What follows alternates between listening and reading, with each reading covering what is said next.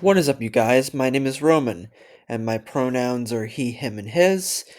And today I'm going to be reacting to Lost Godzilla Trilogy Finally Exposed Gareth Edwards' Original MonsterVerse by D-Man 1954. So this is another video by him.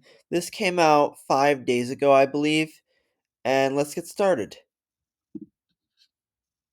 What's up, everybody? Man back. Welcome to a brand new video, and today we're going to be doing another MonsterVerse news and updates. Today we are diving on into an interview with Godzilla 2014 director Gareth Edwards, going in depth with some of the questions we have had the longest in this fanbase, such as what the heck happened to the home release of Godzilla 2014 and why did it look so terrible for so long? Why was it so dark? And also, where was the MonsterVerse heading if Gareth Edwards stuck around? What was Gareth Edwards' original Godzilla trilogy going to look like in the MonsterVerse? Of course, we know Edwards was going to do Godzilla, Godzilla 2, and Godzilla 3, but what were they? We finally have an answer, and it is not what I expected. And we also have a pretty surprising leak from Godzilla Kong: The New Empire that I'm amazed has surfaced after all this time that gives us a look at where that movie was originally headed. Let's get into it.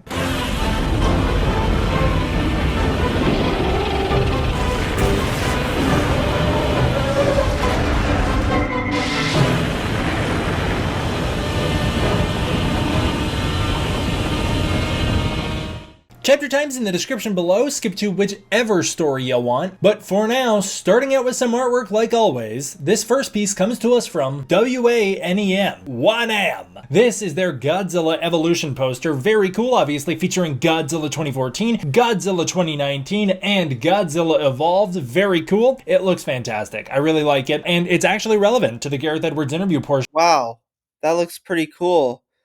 It's like I happen to have all three of those Godzillas at my house, in right here, cause it's in my room right now. I'm not gonna get it, but I have like all three versions of the MonsterVerse Godzilla all lined up together. I got 2014 Godzilla and 2019 Godzilla and 2019 to 2021 Godzilla and 2024 Godzilla Pink Evolved. It's pretty cool. I'm glad I have the whole evolution of the MonsterVerse Godzilla so far. Of this video because Edwards kind of talks a bit about the evolution of Godzilla over time in the MonsterVerse, which I thought was very cool. My favorite interviewer out there, Chris Mujahangir over at Toho Kingdom, did a fantastic interview with Gareth Edwards, the director of Godzilla 2014, around the release of Jurassic Park Rebirth. Jurassic Park Rebirth, I really loved. I've reviewed it on the channel. I really liked. You mean Jurassic World Rebirth? Like that movie a whole lot. I thought it was great. I thought it was a great monster movie. Gareth Edwards, I think, did a great job with it, and this interview is so fun. I agree. I loved Jurassic World Rebirth too. I really love it, and I love that that despite the fact that it's a Jurassic Park interview or Jurassic World interview, they talk so much about Godzilla. And I'm actually, I highly recommend you go check the interview out for yourself, link down below. I'm not going to go through the Jurassic World portions of this. I'm going to focus only on the Godzilla stuff, despite the fact that there was really interesting Jurassic World stuff discussed as well. But getting into it, finally, after all this time, Gareth Edwards has confirmed the original home release and Blu-ray release of Godzilla 2014 had a botched color transfer and wound up too dark. Obviously, if you've owned the movie on Blu-ray, it looks abominable. It looks terrible. It is definitively the worst looking Godzilla Blu-ray that has ever come out. None of them have ever looked as bad as the general 2014 home releases did because you couldn't see it. It's so freaking dark, you can barely see what's happening. It's terrible. Why did that ever occur? Well, we finally have an answer. I also just want to emphasize that because there was some debate in the fan base over if that was even a real thing that happened. I saw some people like outright denying it, being like, no, that's what it always looked like in theaters, when it just wasn't in theaters. It was a very, very different picture presentation. It was a lot brighter, a lot more vibrant, a lot more color saturation, a lot prettier. And here, Gareth Edwards finally opens up about it. After years of pushing, Toho Kingdom gets an answer. Chris Mujahangir has been fighting the good fight trying to get this info for 10 years now, and he finally got it. Gareth Gareth Edwards says he fixed the color transfer during the pandemic with the 4K release of Godzilla 2014. He confirms that the original home release of the movie back in 2014 had actually a really good master. He confirmed the master release himself, saying that it originally looked really good, but somewhere along the line, the transfer wound up different than what he approved. He says it was probably a fault with the conversion from the master to Blu-ray or to the home media version. I don't know if I totally believe that, simply because it's on the Blu-ray, it's on the DVD, it's even on the streaming versions. It was on the digital release of the movie for a very long time. There was really only one clear way to watch this movie, and it was the actual 3D version of the movie. If you owned the 3D version, it was brighter. Also, No, I didn't. But still, I have it on my TV, on Apple TV, and it looks pretty dark on my TV.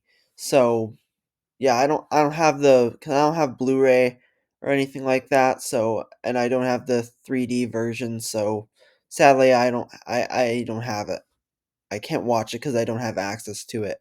more recently, like online, I think some places like a Vudu or even HBO, I think, have helped to fix that color transfer, but that's after Gareth Edwards was brought back. He says with the 4K re-release in 2020, he went to Burbank and confirmed a brand new picture presentation for the film, confirming the new quality and saying that it looked back to how it should have in the first place. And he does say here it should look perfect, but the last time he saw it was at that confirmation meeting. So I don't think he's watched the 4K since then. So I don't think he actually knows what it looks like, which means there's always a potential he looks at it and goes, it's a little off. It's just a little off. But I think overall, Godzilla 2014 is back to looking pretty great. The 4K looks pretty fantastic. I still do tend to turn on the vibrant mode on my TV when I watch Godzilla 2014. It looks beautiful like that. It looks so good. But on the whole, it's looking so much better than it used to. And I'm very happy about that. It was really a shame that people judged this movie so long for it being so dark you couldn't see anything, when that just simply was not the movie's fault. As for where the MonsterVerse was going before Gareth Edwards left, he finally opens up about the future of the MonsterVerse. Now, previously, Gareth Edwards has spoken very little about what the future of the MonsterVerse was going to look like. There were early reports that he said, he wanted to push the universe into a place where mankind felt that they needed to build their own Godzilla out of fear of, the monsters, which of course implied Mechagodzilla. What is more widely available, I've never actually found that interview for myself. The one I have found is where Gareth Edwards explains that he always liked the idea of introducing Monster Island into this universe, and that is something he would have been interested in moving forward with in the future of this universe, is getting the universe to a point where Monster Island existed, which I still think is something they absolutely need to do. I did a video about that not too long. Yeah, I agree. Well, I mean, we have the Hollow Earth, but I, I'm, I mean, the Skull Island. I don't know. Actually, I'm not sure if they should.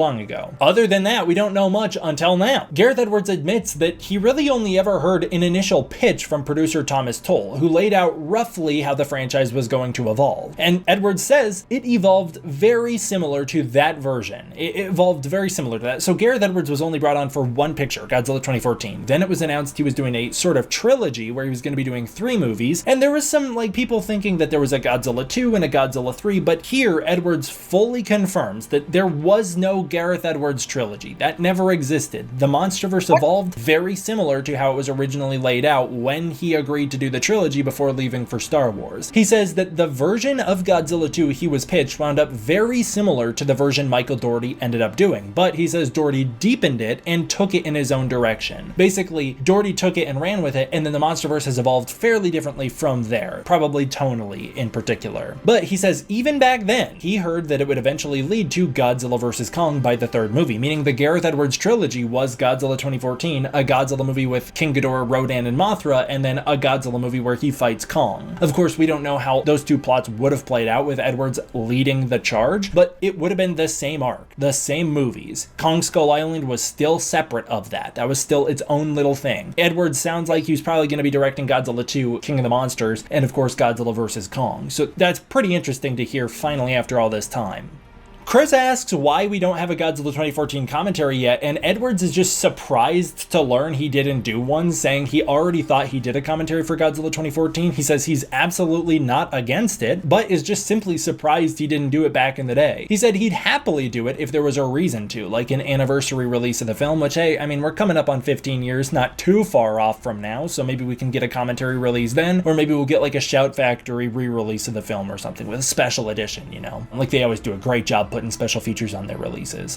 Yeah, maybe. I don't know. Warner Bros. Probably not going to license the film out like that, but just saying. That'd be cool. He says he is a little worried, though, that he won't remember a ton about making the movie, and so he'd be a little uninformed while doing his commentary, which is the problem when it takes a director so long to do a commentary. He says he's gracious to Toho Kingdom for the release of the Akira Takarada scene after so many years. That came out a few years ago. That was great. I loved that part. And then Edwards confirms that the Titanosaurus in Jurassic World Rebirth was not intentionally a callback to Terror of Mechagodzilla's Titanosaurus. While the designs do feature some similarities, including the orange fins on the head, they were not callbacks to the Toho Kaiju. Instead, he says the inspiration actually Okay, that's what I was wondering. came all the way back from making Godzilla 2014. When they were designing Godzilla, one of the things they did was put fins on Godzilla to see what he would look like if he was a little more realistic. It's in the art book. You can see the artwork for yourself. It's pretty weird. Yeah, Which is kind of similar to how Godzilla's first form ended up being in Godzilla Singular Point, by the way.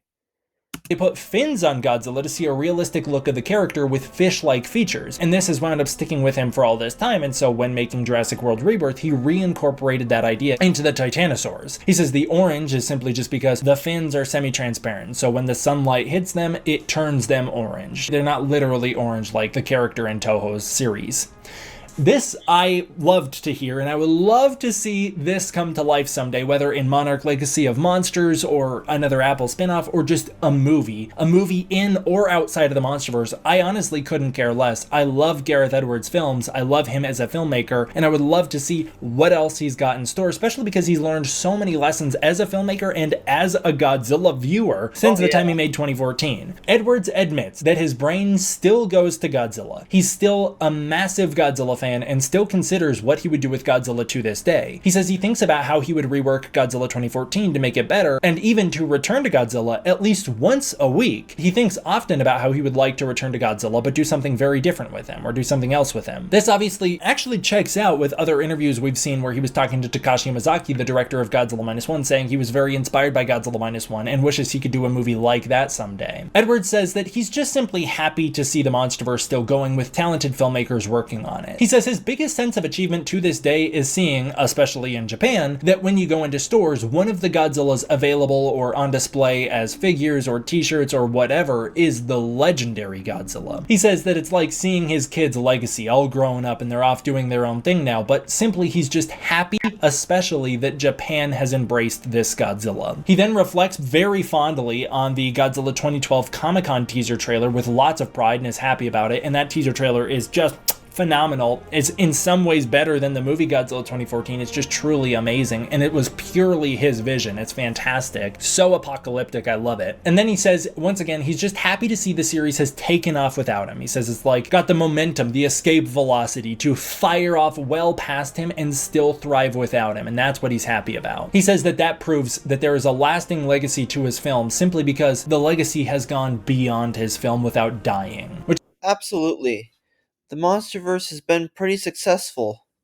Which is a very cool way to look at it. He then talks about how thankful he is to have formed friendships with the other MonsterVerse directors, saying he's jealous of every single one of their movies that followed his and is very inspired by the sequels to Godzilla 2014. He talks about how wonderful it is to see Godzilla figures in the United States in stores today, and how it feels like the 2014 film created a brand new era for Godzilla, and that is the true thing to be proud of about that movie. He also calls the MonsterVerse Godzilla our Godzilla, regardless of the design, which I thought was really cool. Like, it's our Godzilla. They share the MonsterVerse Godzilla. As filmmakers, it's theirs together. It's their baby. All Godzillas in the MonsterVerse are Goji, damn it. They are all simply extensions of his design. Even Godzilla Evolved is just an extension of the 2014 design. You actually really see that with the concept art, which really harkens back to the concept art of the 2014 Godzilla. And that's absolutely true. Yeah, I even remember seeing a concept art picture of Godzilla fighting Kong, and he looked pretty similar to his Evolve stage in that. As a Godzilla fan, I can tell you, before 2014, there was barely any Godzilla anywhere in the US. I used to hunt down Godzilla Bandai figures at Kmart, and then Kmart's died out, and that was the last I saw Godzilla until 2014. So yes, Gareth Edwards, you did something that nobody else did, and I'm so thankful for it. In 60 years of Godzilla, he was never as accessible as he is now, because of you, Gareth Edwards, who definitely watches my videos. Jumping off from Godzilla 2014 and extending the Godzilla 2014 design, some concept art from from Monarch Legacy of Monsters features a kind of weird amalgamation of Godzilla 2014 and 2019's design. It's very interesting. It doesn't really look like any of the Godzillas in the film. I guess it looks a little bit like the Godzilla that appears in 1954, but Juro, to be honest, the head kind of makes it look like -1. Hiromu discovered that the Godzilla concept art, the face on that Godzilla, actually lines up perfectly with Adam's skeleton from Godzilla 2014. Even the teeth look very similar. Adam's skeleton's obviously something I've talked so much about on the channel this year. I've gone really Left to die. in depth with the lore of Adam, aka Dagon from Godzilla Aftershock. Oh, Dagon. Yeah.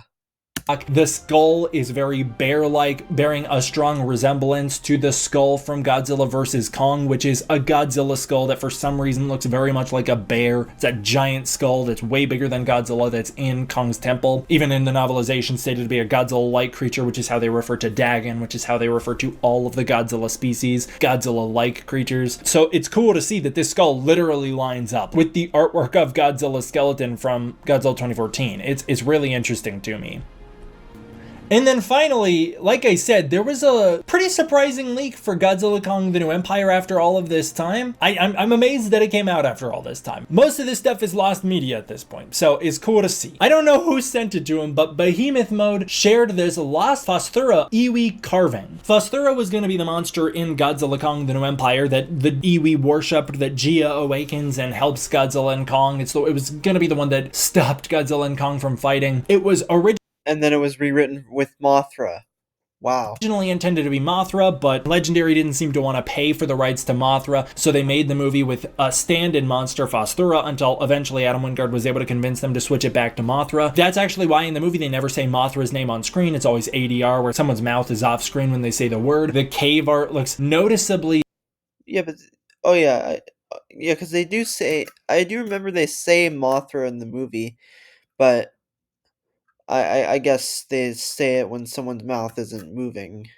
Or not when they don't show the mouth moving, like you said, I guess. CGI lacks some of the texture that you saw, for instance, in Godzilla King of the Monsters when they show the same Temple of the Moth artwork. Here, we see the original Phosphura artwork. It's cropped, but there it is. The original Phosphura artwork. Very cool. I don't know where this came from. I know that there was a big batch of leaks for Godzilla Kong: The New Empire before the movie came out. I actually think that is where this came from. I just don't know how Behemoth Mode found it, but I thought it was very cool. Yet another piece of evidence in the Phosphura mystery, as there's a few images of Phosphura out there in the universe. This just happens to be the newest one that has surfaced, which is pretty cool. That is where I will leave you for this one, you guys. Make sure to tune into the next one as we go in depth with Godzilla Kong Supernova with a bunch of behind the scenes making of interviews and also some big potential updates which might change the future of that film. So stick around for that by subscribing. As always, I want to give a huge thank you to my patrons over on Patreon. It is through the support of the patrons on Patreon that I'm able to continue to make videos like this for you. If you want to support the Patreon, you can use the link in the description below. Alright, guys, I'm gonna end it here, but this was a great video. I give it probably, I don't know, it was kind of, it was actually, it was good. Add some more information. I love how he gives cool information, and he's gonna give us more. D-Man 1954 is gonna give us more information. We'll get more and more information from him as about GXK Supernova, and it's great hearing what Gareth Edwards thought about Godzilla, and he confirming what it was like before he left, or if he never left. But yeah, make sure you go subscribe to D-Man 1954. Link down below. Make sure you also subscribe to me if you're new, and be sure to like this video, and I'll see you in the next video. Cheers, bye-bye.